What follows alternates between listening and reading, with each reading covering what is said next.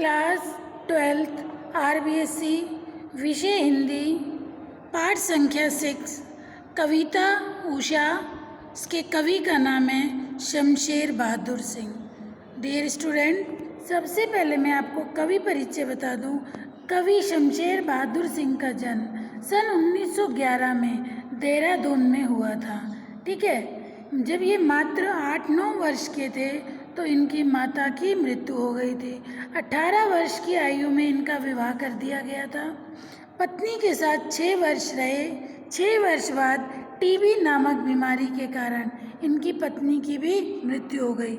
जीवन के अभावों ने उनके कवित्व को दुर्बल नहीं बनाया, बल्कि जीवन के अभावों ने, जीवन की कठिनाइयों ने, जीवन के संघर्षों ने उन्हें कमज़ोर नहीं बनाया, बल्कि धारदार बनाया।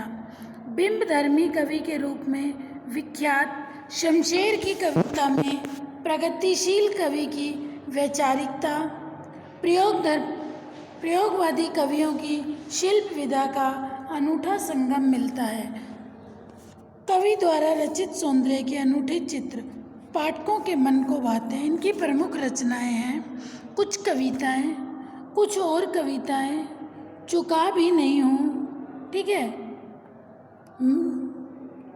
इतने पास अपने, बात बोलेगी तथा काल मुझसे होड़ है मेरी। उन्होंने उर्दू हिंदी कोश का संपादन भी किया। उन्होंने उर्दू और हिंदी डिक्शनरी का भी संपादन किया। अब इनकी ये जो कविता है, कविता का नाम है उषा। ठीक है, इस कविता में कवि शमशेर बहादुर सिंह ने सूर्य उदय से कुछ क्षण पहले के प्राकृतिक सौंदर्य और परिवेश का शब्द चित्र प्रस्तुत किया है। देखिए, सूर्य उदय होने से पूर्व के समय का, कि अब सूर्य उदय होने वाला है, उससे पहले प्राकृतिक के सौंदर्य और परिवेश का शब्द चित्र इस उषा कविता के माध्यम से किया है। इसमें कवि ने बिंबों के माध्यम से प्रकृति की गति को शब्दों में बांधने का अनोखा प्रयास किया है। भोर होने से पहले आकाश का रंग बदलने लगता है। सुबह होने से पहले आकाश का रंग बदलने लगता है। ठीक है, उसमें नमी एक लिपे हुए चौके की तरह साकार हो जाती है। कुछ देर बाद सूर्य की लालिमा फैलने लगती है, जिससे आकाश से लेकर धरती तक का परिवेश परिवर्तित लगता है। फिर सूर्य उदय होने से उषा का सारा सौंदर्य तिरोहित हो जाता है तथा भविष्य की उजास फैल जाती है। इस तरह दिन की शुरुआत होती है, जिसमें कवि ने रंग, गति, प्रकाश के साथ नए एहसास का प्रसार होने लगता है। इस प्रकार उषा काल का सारा सौंदर्य गतिशील एवं मनोरम बन जाता है। हमारी कविता है उषा। इस कविता में कवि शमशेर बहादुर सिंह ने सूर्य उदय होने से पूर्व प्रकृति के सौंदर्य का वर्णन विभिन्न बिंबों के माध्यम से किया है। ठीक है, भाषा, बिंब और लय तीनों का मणिकांचन सहयोग इस कविता में मिलता है। कवि प्रातःकालीन सूर्य उदय का मूक दृष्टा मात्र न बनकर भोर के जीवंत परिवेश को जीवन के चिर परिचित बिंबों में अभिव्यक्त कर सृष्टा के रूप का एहसास कराता है। राख से लिपा हुआ चौका, बहुत काली सिल, ठीक है, स्लेट या खड़िया चाक, ये हमारे सामान्य घरेलू परिवार में बिंब हैं, लेकिन इनमें अनूठा सौंदर्य भी है। इसी का वर्णन कवि ने अपनी इस उषा कविता में किया है। पहले बेटा आप मुझे ये बताओ, आपको कवि परिचय समझ आ गया होगा। कवि परिचय के साथ साथ आपको ये भी पता चल गया होगा कि उषा कविता में कवि ने किस बारे में लिखी है। सूर्य उदय होने से पूर्व प्राकृतिक के सौंदर्य का वर्णन कवि ने विभिन्न बिंबों के माध्यम से किया है, कि जब सूर्य उदय होता है उससे पहले प्रकृति में कितना सौंदर्य फैला रहता है, उसका वर्णन कवि ने इस उषा कविता के माध्यम से किया है। ठीक है, देखिए, प्रातः नभ था बहुत नील शंख जैसे। प्रातः नभ था बहुत नीला शंख जैसे। भोर का नभ राख से लिपा हुआ चौका अभी गीला पड़ा। बहुत काली सिल जरा से लाल केसर से जैसे धुल गई हो। स्लेट पर लाल खड़िया चाक मल दी हो किसी ने। ठीक है, मल दी हो किसी ने। अब सबसे पहले आप इसके हार्डवर्ड देखिए बेटा। प्रातः नभ था, नभ मीन्स आकाश, नभ आकाश। चौका रसोई बनाने का लिपा पुता स्थान, चौका जहाँ पे खाना बनता है। ठीक है। सिल मसाला पीसने का पत्थर, सिल जिससे आप लोग चटनी वगैरह भी सिलबट्टे पे पीसी जाती है, उसे क्या कहते हैं, सिल। ठीक है। लाल केसर, लाल रंग का केसर। ओके। भोर, भोर मीन्स प्रातःकाल, भोर प्रातःकाल या सुबह। नभ आकाश, स्लेट हल्के काले पत्थर की स्लेट, स्लेट हल्के काले पत्थर की स्लेट। ओके। फिर है खड़िया, सफ़ेद रंग की मिट्टी, खड़िया सफ़ेद रंग की मिट्टी।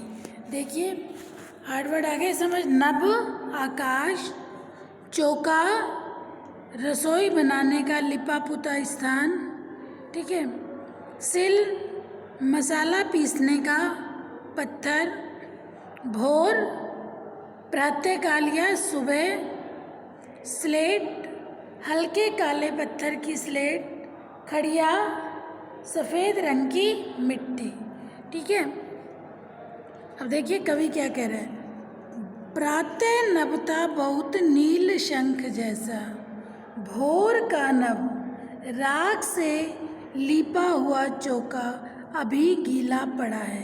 कवि क्या कह रहे हैं। प्रातः नभ था बहुत नीला शंख जैसा। देखिए प्रस्तुत पंक्तियाँ कवि शमशेर बहादुर सिंह द्वारा रचित उषा कविता से ली गई हैं, उद्धृत की गई हैं या ली गई हैं। इसमें कवि ने उषा काल का अतीव मनोरम एवं सुंदर अलंकृत वर्णन किया है। उषा काल का बड़ा ही अतीव एवं मनोरम सुंदर अलंकृत वर्णन किया है कवि ने। ठीक है। प्रसंग किस बारे में है। उषा काल का अतीव मनोरम एवं सुंदर अलंकृत वर्णन किया है। कवि क्या कह रहा है। प्रातःकालीन वातावरण का चित्रण करते हुए कवि कहता है कि प्रातःकाल होते ही आकाश का रंग नीले शंख के समान गहरा नीला हो गया। प्रातः नभ था बहुत नीला शंख जैसा। प्रातःकाल होते ही आकाश का रंग नीले शंख के समान हो गया, अर्थात शंख की तरह नीला, निर्मल एवं मनोरम बन गया। भोर का नभ अर्थात प्रातःकाल का सुबह के समय आकाश नीले शंख के जैसा दिखाई दे रहा है। फिर भोर हुई, भोर का नभ राख से लिपा हुआ चौका। फिर भोर हुई तो आकाश में हल्की सी, ठीक है, आकाश में हल्की सी लाली बिखर आई। बहुत कवि क्या कह रहा है। नीले शंख की तरह निर्मल एवं मनोरम हो गया। फिर भोर हुई, आकाश में हल्की सी लाली बिखर गई तथा आसमान के वातावरण में कुछ नमी दिखाई देने लगी। भोर का नभ, सुबह हुआ, आकाश में हल्की हल्की सी नमी दिखाई देने लगी। ठीक है। आकाश ऐसा लग रहा था कि मानो राख से लिपा हुआ चौका, राख से लिपा हुआ आकाश में हल्की सी नमी दिखाई देने लगी और वो ऐसे लगने लगा जैसे पूरे आकाश को अभी राख से लीपा गया हो, अभी अभी लीपने से कुछ गीला हो। ठीक है। राख से लिपा हुआ चौका और वो ऐसे लग रहा था जैसे अभी अभी लिपा है, अभी वो गीला है। भोर का नभ, राख से लिपा हुआ चौका अभी गीला पड़ा है। कवि क्या कह रहे हैं। भोर का नभ सुबह हुई, आकाश में हल्की हल्की नमी दिखाई देने लगी और आकाश ऐसे दिखाई देने लगा जैसे राख से लिपा हुआ चौका, जो अभी अभी लिपा गया हो और अभी वो क्या हो, गीला हो। बहुत काली सिल जरा से लाल केसर से की जैसे धुल गई हो। कवि क्या कह रहा है? कवि कहता है कि उस समय आकाश ऐसा लग रहा था कि मानो राख से लिपा हुआ चौका हो जो अभी अभी लीपने से गीला हो। कुछ क्षणों बाद ऐसा लगने लगा कि आकाश बहुत काली सिल हो, बहुत काली सिल जरा से लाल केसर से जैसे धुल गई हो। फिर थोड़ी देर बाद आकाश ऐसे लगने लगा जैसे आकाश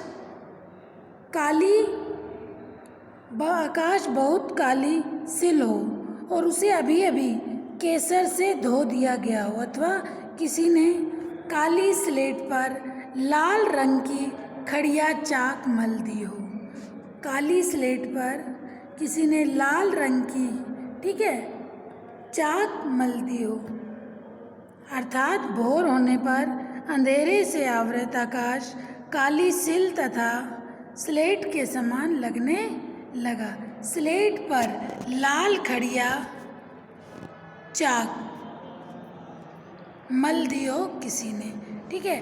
कवि क्या कह रहा है, दोबारा देखिए। प्रातः नभ था बहुत नील शंख जैसा।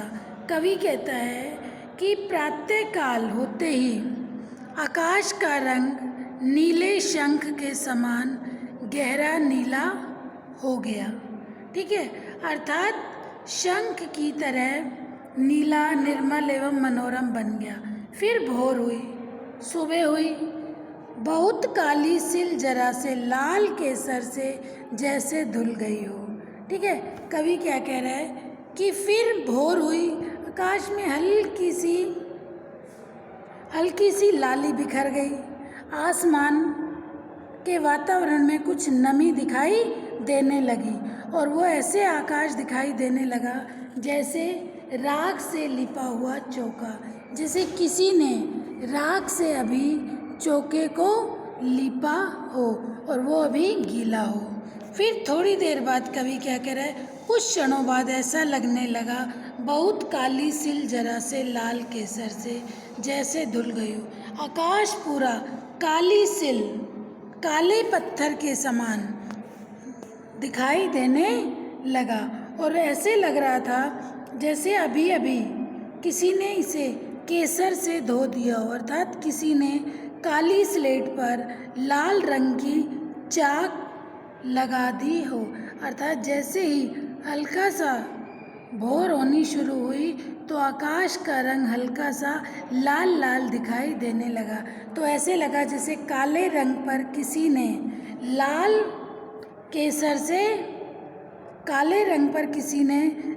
केसर से उस स्लेट को धो दिया हो, स्लेट पर लाल केसर या लाल चौक मल दी हो, अर्थात मल दी हो किसी ने। कहने का तात्पर्य है कि भोर होने से, कवि कह रहा है कि भोर होने पर अंधेरे से आवृत आकाश, सुबह होने पर अंधेरे से आवृत आकाश काली सिल तथा स्लेट के समान लगने लगा और उस पर सूर्य की लालिमा, देखिए भोर हुई तो आकाश कैसे दिखाई देने लगा, काली सिल और स्लेट के समान। फिर सूर्य की हल्की सी लालिमा जब आकाश पर पड़ी तो आकाश ऐसे लगने लगा, उस लालिमा से, सूर्य की लालिमा लाल केसर एवं लाल खड़िया चाक के समान प्रतीत होने लगी, ठीक है। पहले आकाश कैसे दिखाई दे रहा था, काली सिल और नीली स्लेट के समान, ठीक है। फिर हल्का सा सूर्य का लालिमा उस पर पड़ी तो वो कैसे दिखाई देने लगा, ऐसे लगा जैसे केसर एवं लाल खड़िया चाक के समान, जैसे किसी ने स्लेट पर लाल केसर या लाल चौक उस स्लेट पर मल दी हो, क्योंकि हल्की हल्की फिर लालिमा दिखाई देने लगी। ठीक है बेटा। देखिए इसका विशेष क्या आएगा, प्रातःकालीन परिवेश का चित्रण कवि ने किया है, सरल सहज भाषा का प्रयोग किया है, ठीक है, नीला शंख व लिपा हुआ चौका जैसे उपमानों का प्रयोग किया है। फिर है नेक्स्ट सेकंड, नील जल में या किसी, नील जल में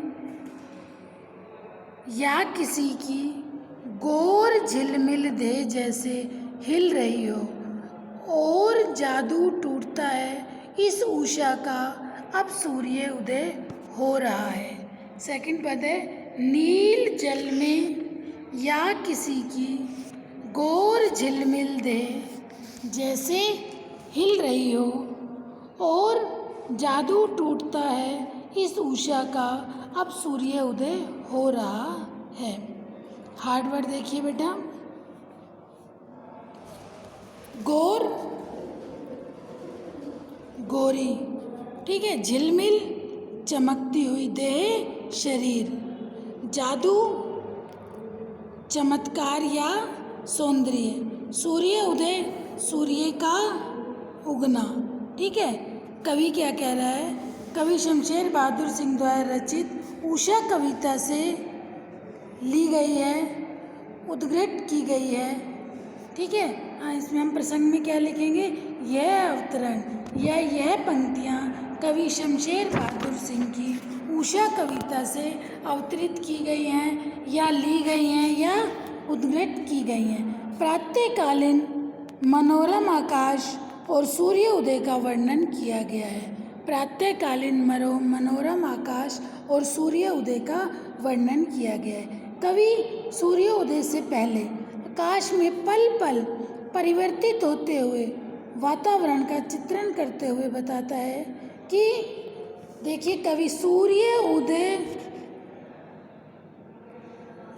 उदय से पहले आकाश के पल पल परिवर्तित होते हुए वातावरण का चित्रण करते हुए कवि बताता है कि प्रातःकाल जब नीले वर्ण के आकाश में सूर्य की चमकती हुई श्वेत आभा दिखाई देने लगती है, नील जल में या किसी की गोर झिलमिल दे जैसे हिल रही हो।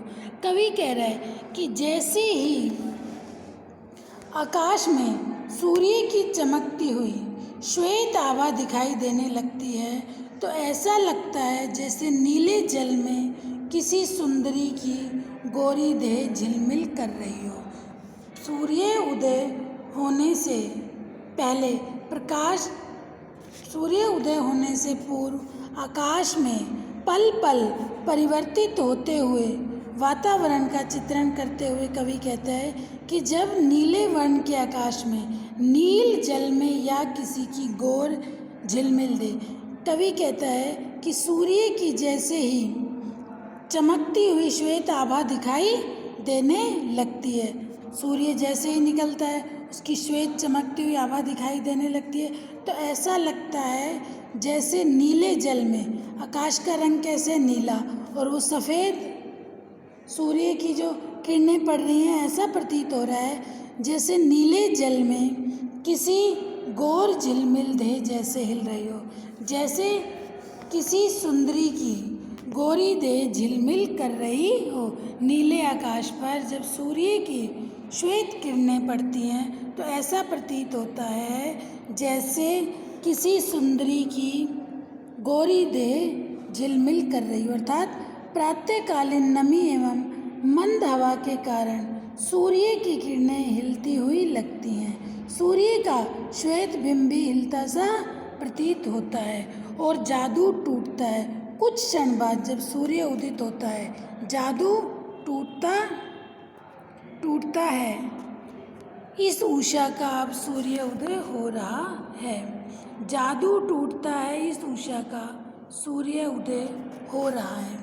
और कुछ ही समय में, कुछ क्षण बाद ही सूर्य उदय होता है तथा उषा काल के पल पल बदलते रंगों का अथवा प्राकृतिक परिवेश का चमत्कारिक सौंदर्य समाप्त हो जाता है। जादू टूटता है उषा का, उषा काल के पल पल बदलते रंगों का अथवा प्राकृतिक परिवेश का सौंदर्य समाप्त हो जाता है। सूर्य उदय होते ही उषा काल का रंगीन सुरमय वातावरण का जादू की तरह समाप्त हो जाता है। जादू टूटता है इस उषा का और सूर्य उदय हो रहा है। जैसे ही सूर्य उदय हो जाता है तो सूर्य उदित होता है तो उषा काल के पल पल बदलते रंगों का अथवा प्राकृतिक परिवेश का जादू क्या होता है, टूट जाता है। अर्थात पल पल बदलते रंगों का अथवा प्राकृतिक परिवेश का चमत्कारिक सौंदर्य समाप्त होता है और सूर्य उदय हो जाता है। तो कवि ने इसमें सूर्य उदय होने से पूर्व उषा काल के सुरमय पल पल परिवर्तित होने वाले वातावरण का वर्णन किया है। एक बार और देख लीजिए बेटा। नील जल में या किसी कवि सूर्योदय से पहले आकाश में, कवि क्या कह रहे हैं, सूर्य उदय होने से पहले आकाश में पल पल परिवर्तित होते हुए सुरमय वातावरण का चित्रण करते हुए बताते हैं कि प्रातःकाल जब नीले वर्ण के आकाश में सूर्य की चमकती हुई श्वेत आभा दिखाई देने लगती है तो ऐसा लगता है जैसे नीले जल में किसी सुंदरी की गोरी देह झिलमिल कर रही हो। अर्थात प्रातःकालीन नमी एवं मंद हवा के कारण सूर्य की किरणें हिलती हुई लगती हैं। सूर्य का श्वेत बिंब, ठीक है, हिलता सा प्रतीत होता है। कुछ क्षण बाद जब सूर्य उदय होता है तब उषा काल के पल पल बदलते रंगों अथवा प्राकृतिक परिवेश का चमत्कारिक सौंदर्य समाप्त हो जाता है और जादू टूटता है। सूर्य उदय हो रहा है। अर्थात सूर्य उदय होते ही उषा काल का रंगीन सुरमय वातावरण जादू की तरह समाप्त हो जाता है। ठीक है, सूर्य उदय होते ही उषा का, ठीक है, सूर्य उदय होते ही उषा काल का रंगीन सुरमय वातावरण जादू की तरह टूट जाता है। सूर्य की किरणों का मानवीकरण तथा शब्द बिंब का प्रयोग किया गया है। उषा कालीन सूर्य के विभिन्न बिंबों का प्रयोग किया गया है। देखिए बेटा, भाषा सहज सरल है, सरल भाषा का प्रयोग किया गया है। इस पोयम आपको समझ आ गई, अच्छे से समझ आ गई होगी। छोटी सी पोयम थी लेकिन इसका अच्छे से समझ आए कि कवि ने किस समय का वर्णन इस कविता में सूर्य उदय होने से पूर्व आकाश के, उषा के रंगीन सुरमय वातावरण का वर्णन कवि ने किया। और जैसे ही सूर्य उदय हो जाता है जादू टूटता है इस उषा का। अर्थात सूर्य उदय होते ही उषा का जादू टूट जाता है और सूर्य उदय हो जाता है। उषा कविता में कौन कवि हैं? ठीक है, शमशेर बहादुर सिंह। ठीक है, इस कविता में कवि ने किसका वर्णन किया है? सवेरे की लालिमा का वर्णन किया है। जादू टूटता है उषा का में जादू का अर्थ है, यहाँ जादू का अर्थ है उषा का आकर्षण। ठीक है, उषा का आकर्षण।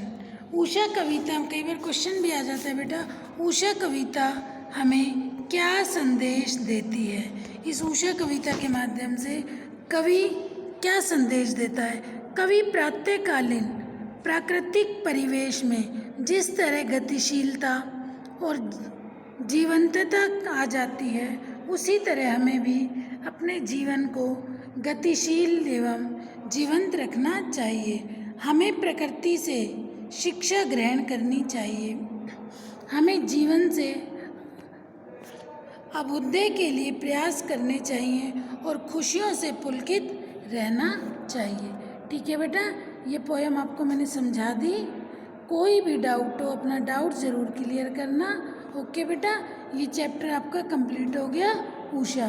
ठीक है, कल मैं आपको इसका भावार्थ सेंड कर दूंगी PDF और क्वेश्चन आंसर। कोई भी डाउट हो बेटा आप अपने डाउट ज़रूर क्लियर किया करो, और जो वर्क जिस दिन कराया जाता है उसे उसी दिन कर लो। अब जैसे आज चैप्टर स्टार्ट किया, आज ही आप इसका कवि परिचय लिख लेना, इसकी हार्डवर्ड लिख लेना, ठीक है बेटा। कोई डाउट हो, अपने डाउट ज़रूर क्लियर करना। ओके बेटा, थैंक यू।